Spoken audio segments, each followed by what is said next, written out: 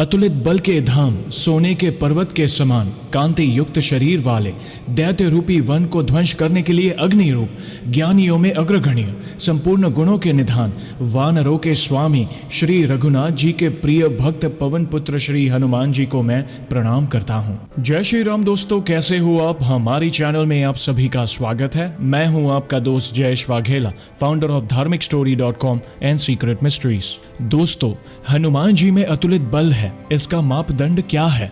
पुराने समय में बल की माप हाथियों की शक्ति से की जाती थी। आजकल तो लोगों में उतना बल ही नहीं है, इसलिए आजकल घोड़े की शक्ति यानी हॉर्स पावर से बल की माप को दर्शाया जाता है। कहते हैं कि दुशासन में 10,000 हाथियों का बल था, फिर भी वह द्रौपदी की साड़ी को खींचते खींचते हताश हो गया था। हनुमान जी के बल के विषय में आप ऐसे समझ सकते हैं, 10,000 हाथियों में जितना बल होता है उतना बल एक दिग्गज में होता है, यानी दिशा के हाथी में।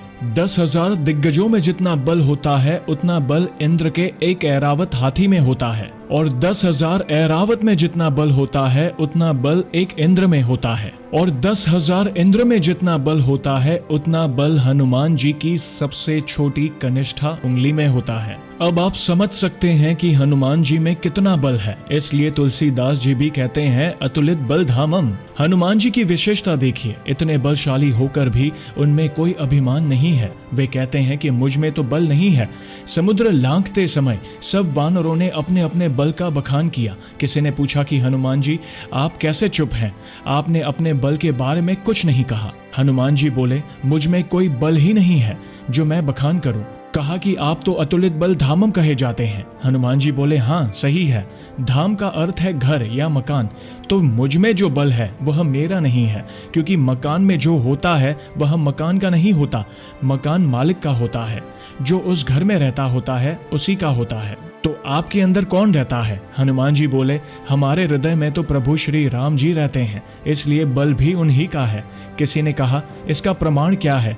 बोले, प्रमाण भी है। सीता चरण चोच हति भागा, मुड़ मंद मति कारण कागा, चला रुधिर रघुनायक जाना, सीक धनुष सायक संधाना। जब इंद्रपुत्र जयंत कौवा बनकर सीता जी के चरणों को चोच के द्वारा घायल कर भाग गया था, तो प्रभु श्री राम ने अपने कोदंड नामक धनुष पर एक सरकंडे को चढ़ाकर संधान किया, यानी उस सिंह के बाण को जयंत के पीछे लगा दिया था। अब तो जयंत अपनी जान बचाने के लिए भागने लगा। वह पूरे ब्रह्मांड में शरण मांगता फिरा, किसी ने शरण नहीं दी।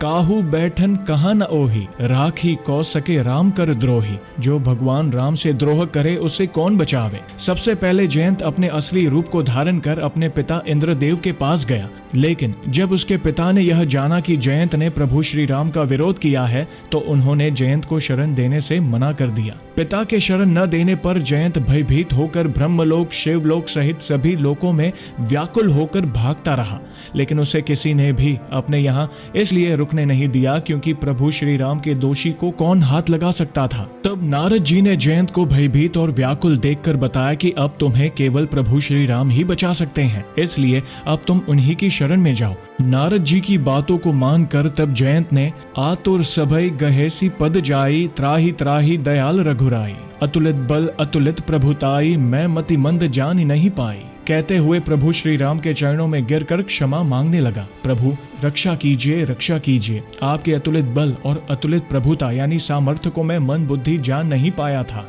इस पर दयालु प्रभु श्री राम ने उसको क्षमा कर दिया, लेकिन फिर भी जयंत रूपी कौवे की एक आंख फूट गई, क्योंकि प्रभु श्री राम के द्वारा छोड़ा गया बाण कभी निष्फल नहीं जाता है। इसलिए हनुमान जी कहते हैं, अतुलित बल तो श्री राम जी का है और श्री राम जी ही मेरे हृदय में निवास करते हैं, इसलिए बल तो उन्हीं का है, मैं तो केवल उनके बल का धाम हूँ। कितनी निरभिमानता!